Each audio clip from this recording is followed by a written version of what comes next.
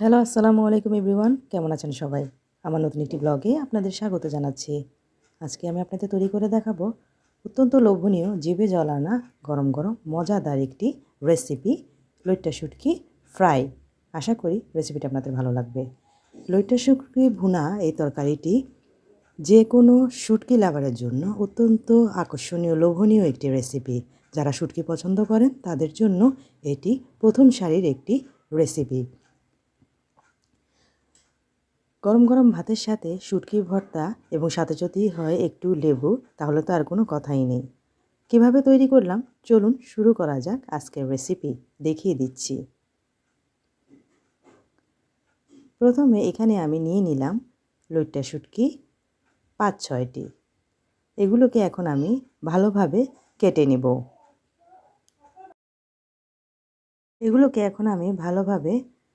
নেব। পরিষ্কারভাবে করে দেখিয়ে দিচ্ছি কিভাবে কাটলাম। কেটে নিয়েছি।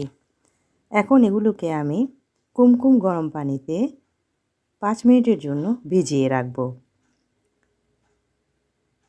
এতে শুটকিগুলো ভালোভাবে পরিষ্কার হয়ে যাবে।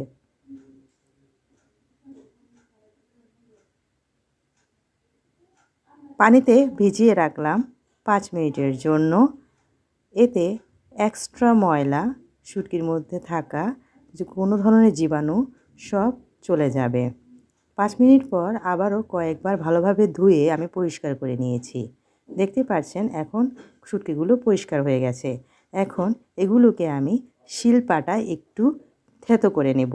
এতে শুটকিগুলো রান্না করতে সুবিধা হবে এবং খেতেও ভালো লাগবে। কাঁটাগুলো মুখে তেমন লাগবে না।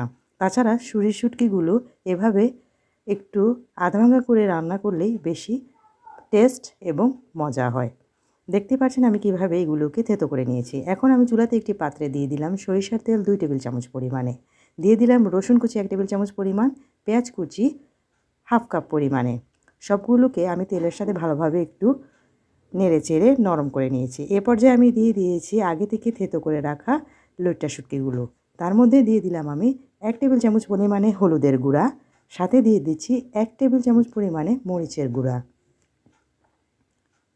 দিয়ে দিব লবণ হাফ টেবিল চামচ থেকেও একটু কম, যেহেতু শুটকিগুলো এমনিতে একটু লবণাক্ত থাকে। দিয়ে দিলাম আদা বাটা 1 টেবিল চামচ পরিমাণে, তেজপাতা 2-3টি ভালোভাবে ধুয়ে ছিঁড়ে দিয়ে দিচ্ছি। দারুচিনি দিলাম 2 টুকরা। এখন আমি সবগুলোকে মশলাকে শুটকির সাথে ভালোভাবে নেড়েচেড়ে অনেকক্ষণ ধরে ভুনা